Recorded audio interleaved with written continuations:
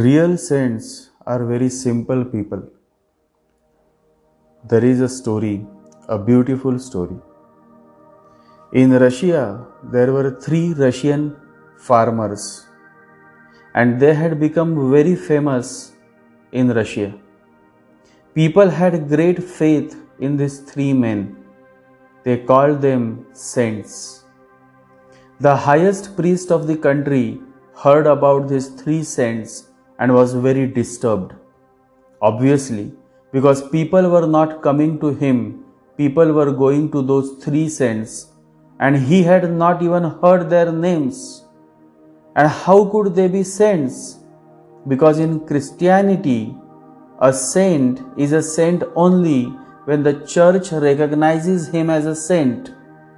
The English word saint comes from sanction. When the church sanctions somebody as a saint, then he or she is a saint. The high priest was certainly very angry.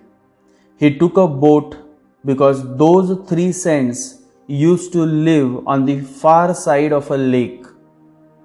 And so the high priest went in the boat. Those three saints were sitting under a tree. They were very simple people, farmers, uneducated.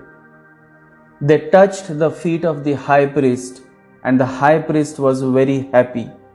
He thought, now I will put them right. These are not very dangerous people. I was thinking they would be rebels or something. He asked them, how did you become saints? They said, we don't know. We don't know that we are saints either. People have started calling us saints, and we go on trying to convince them that we are not. We are very simple people, but they don't listen. The more we argue that we are not, the more they worship us, and we are not very good at arguing either. The high priest was very happy. He said, what is your prayer? Do you know how to pray? They looked at each other. The first said to the second, you say. The second said to the third, you say please. The priest said, say what your prayer is. Are you saying our Lord's Prayer or not? They said, to be frank with you, we don't know any prayer. We have invented a prayer of our own, and we are very embarrassed how to say it before you. But if you ask, then we have to say it. We have heard that God is a Trinity, the Father, the Son, and the Holy Ghost. We are three, and He is also three. So we have made a small prayer of our own, and it sounds like this. You are three, we are three, have mercy on us. The priest said, what nonsense! Is this prayer? You fools, I will teach you the right prayer. And the high priest recited the Lord's Prayer.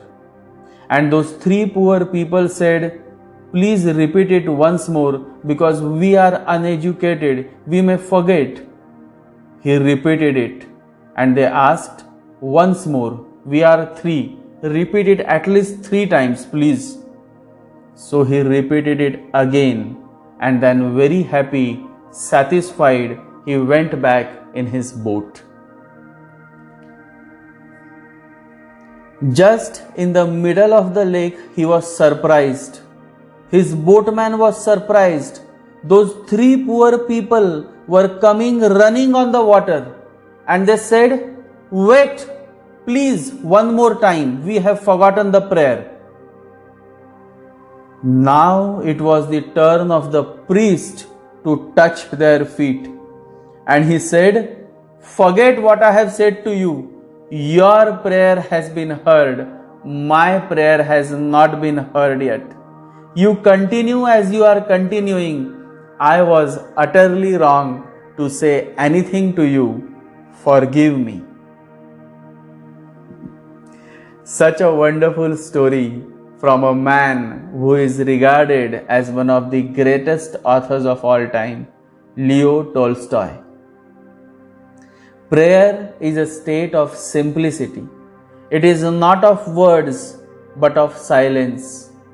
The three illiterate farmers were so simple, so humble, so innocent, and so truthful that their prayer was very simple but filled with ocean of selfless love. That they had reached to such a highest spiritual stage that they went running on the water, and yet there was no ego, not even a feeling of doing something miraculous or being someone special. In the kingdom of God, you are not accepted based on your degrees, intelligence, beauty, money, properties, or fame. You are simply accepted by the love you have for Him, for the mighty Lord. The most unique privilege, the most beautiful blessing bestowed on humanity is to pray. And prayer need not have any language or any words. All it requires is a heart filled with humility, gratitude, and love towards Him. And then the problems, the worries, the miseries slowly start evaporating, and life starts transforming into something you had never imagined of. Prayer is not asking, it is a longing of the soul. It is daily admission of one's weakness. It is better in prayer to have a heart without words than words without a heart. Pray every day, and when you pray, pray from your heart, from the bottom of your heart, and then your prayers will be heard and will be answered at the right time. Walk with faith and not by sight. Meditate.